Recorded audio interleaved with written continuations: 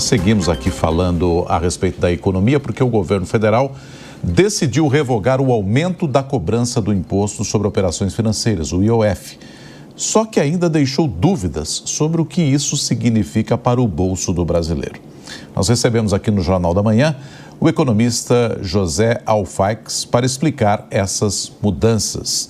José Alfaix, pronunciei corretamente seu sobrenome? Bom dia. Pronunciou, tudo certo. Bom dia. Muito bem. Olha aqui, o ministro Haddad ontem na entrevista, ele disse o seguinte: a pessoa física está preservada, essas medidas não atingem o CPF de ninguém. E aí ele até citou empréstimo consignado, cheque especial, ele disse, tudo isso está excluído, não atingimos a pessoa física. É por aí, economista, ou vai sobrar também para o cidadão comum brasileiro?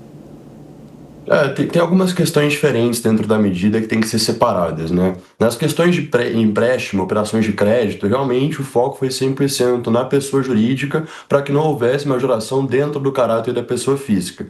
Mas quando a gente pega algumas medidas que eles implementaram e depois foram revogadas, como você anunciou no começo aí, por exemplo, o envio de remessas internacionais, né? Ele tinha uma tributação de 0,38%, o governo colocou 3,5% e agora voltou atrás para 1,1%. Então continua sendo um pouco maior do que era inicialmente. Você tem outro exemplo, que é a aplicação de fundos nacionais no exterior, gestoras, instituições financeiras que aplicam no exterior, que não pagavam IOF, o governo colocou 3,5% também. Isso acaba sendo transferido, e também foi uma das medidas que eles revogaram por pressão, a gente viu o mercado reagir muito mal. Então, remessas são uma questão que afetam a pessoa física, a conversão de moeda internacional, o envio de dinheiro para fora, e justamente esse foi um dos pontos mais sensíveis. Ao mesmo tempo, quando você toca na questão de crédito, quem mais foi afetado foram as pessoas jurídicas. A gente tem cooperativas que tomam empréstimos superiores a 100 milhões, por exemplo, quando o valor é superior a 100 milhões, e também ao Simples Nacional, um regime tributário que pega empresas menores, que também teve sua alíquota dobrada dentro do IOF. Então, foi um caráter um pouco mais de pessoa jurídica, mas também tem spillover, sim, para pessoa física. Só para deixar claro, ainda pegando a pergunta aqui do Nonato, a gente sabe que o que vem do governo não tem almoço de graça. Ou seja, vai refletir de alguma maneira no comportamento aí do consumo do brasileiro. Sim. Uma coisa que é importante colocar, e acho que isso deixa a medida muito atípica, é que o IOF ele é um imposto de caráter regulatório. Ele nunca foi feito como medida arrecadatória, não faz muito sentido. Ele é colocado, sempre teve uma arrecadação interessante para a Receita, mas nunca foi de seu caráter principal.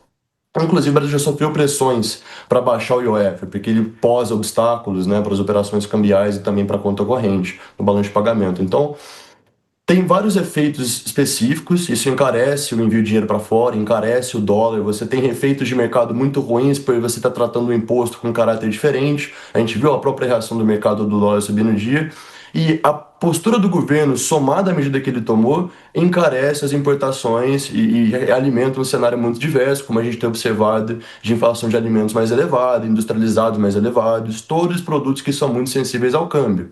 É uma mistura do câmbio ficar caro por si só, com a interpretação do mercado sobre a medida, com a visão de Ministério da Fazenda relativamente fraco. Eu acho que são essas três medidas que acabam trazendo impactos pela mesma direção, mas de fontes diferentes. Ô José, a gente tem uma preocupação muito grande, né, no que diz respeito à inflação atualmente no Brasil, principalmente a inflação de alimentos. Pelo conjunto da obra aí que você está nos dando, isso não vai auxiliar muito no que diz respeito à questão inflacionária, né? Para a gente tentar, quem sabe, minimizar os efeitos inflacionários à medida em que você acaba trazendo menos possibilidades para o brasileiro, com o encarecimento de alguns produtos importados, ou não? Eu concordo plenamente. Eu senti que o timing que o governo realizou essa medida, ele é muito curioso. A gente estava com um fluxo financeiro muito bom, então muito estrangeiro colocando dinheiro no Brasil, a bolsa se comportando muito bem, o dólar estava se acomodando na faixa de 5,60, as expectativas de inflação estão muito elevadas, mas estavam cedendo, e com o dólar caindo isso ajuda bastante.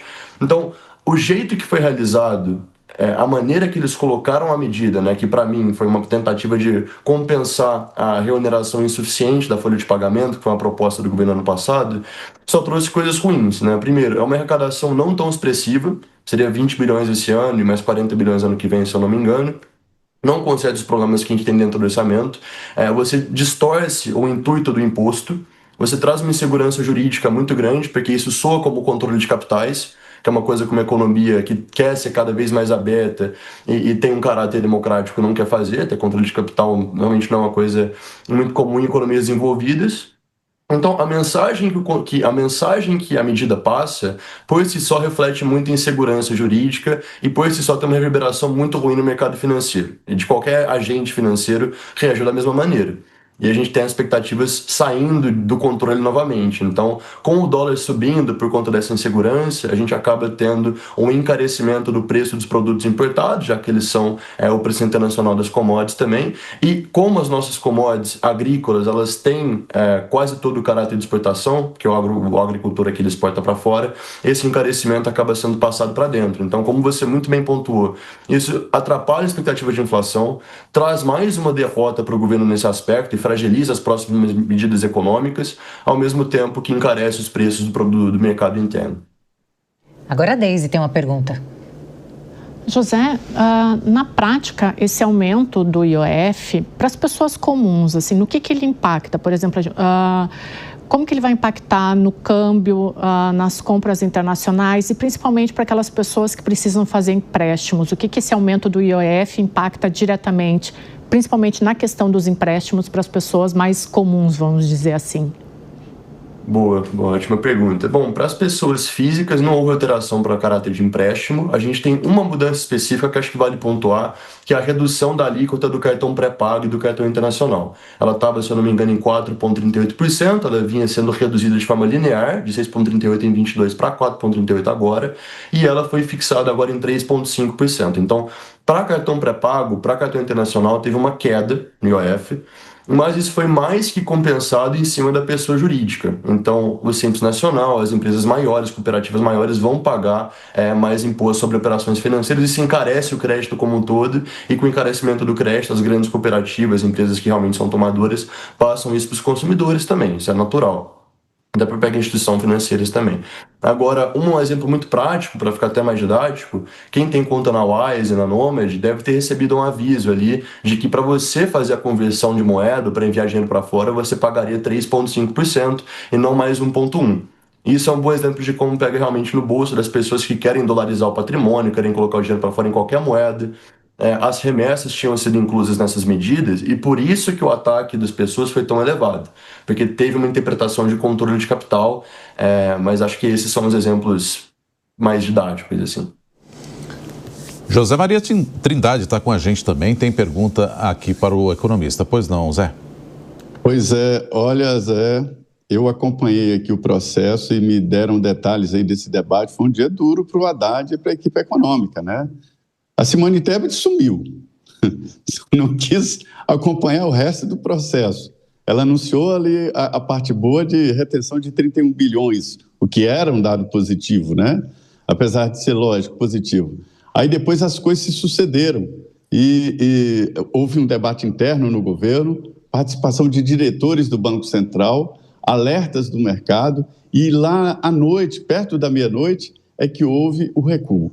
E todo mundo prestou muita atenção aqui no recuo. Por que o recuo? É porque dá uma impressão de que as decisões da economia estão sendo tomadas assim, de maneiras erráticas, né? Sem um estudo, sem uma avaliação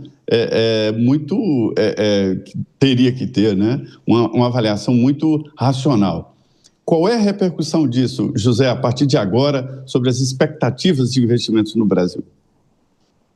Pô, muito boa pergunta, e eu acho que por parte, assim, realmente, a gente começou o relatório de avaliação de receitas e despesas com um tom muito bom, uma contenção e contingenciamento de despesas, né? Basicamente um remanejamento, um retardo das despesas discricionárias para controlar o orçamento superior ao esperado, de 31,3 bilhões, a expectativa do mercado era 20, então teve uma repercussão positiva inicialmente, mas conforme a reunião foi escalando, a gente viu que viria alguma coisa por outro lado para fechar a conta da desoneração da folha de pagamento.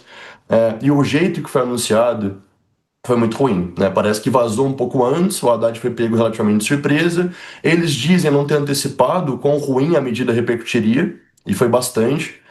E nesse polo assim, de repercussão, é a segunda vez que o Ministério da Fazenda propõe alguma medida e volta por pressão pública do mercado ou dos investidores como um todo. Assim, isso aconteceu em janeiro com a crise do Pix. O pacote fiscal teve uma repercussão muito ruim, não só pelo jeito que foi anunciado, mas pelo caráter que ele ofereceu também, muito restrito em relação à urgência das reformas aqui no Brasil.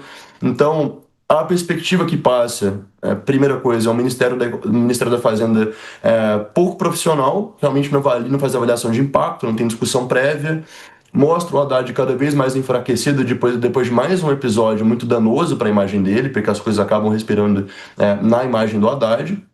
E com essa falta de credibilidade do Ministério da Fazenda, a gente pode muito bem ter cada vez mais esse enfraquecimento ao longo do tempo, né? A perspectiva de que eles não vão conseguir fazer as coisas muito robustas, o que traga muita diferença para o cenário. E isso traz muita insegurança jurídica para o investidor de fora, jurídica e institucional.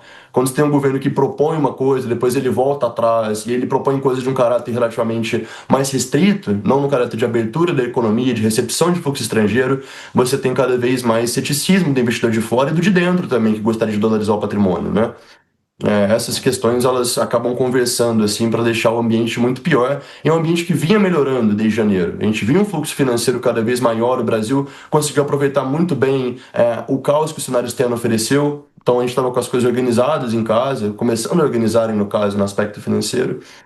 E é isso. Acho que a imagem da Haddad, como você bem pontuou, a gente vê mais uma reunião de ministros sem o próprio Haddad, o Galípolo com o Rui Costa, com a Gleisi, com o Sidônio, se reunindo sem o ministro. Isso passa uma imagem de um ministro muito enfraquecido e um governo que recorre a medidas cada vez mais extraordinárias, cada vez mais criativas, para conseguir continuar aumentando a arrecadação ao invés de realmente olhar para o lado do gasto.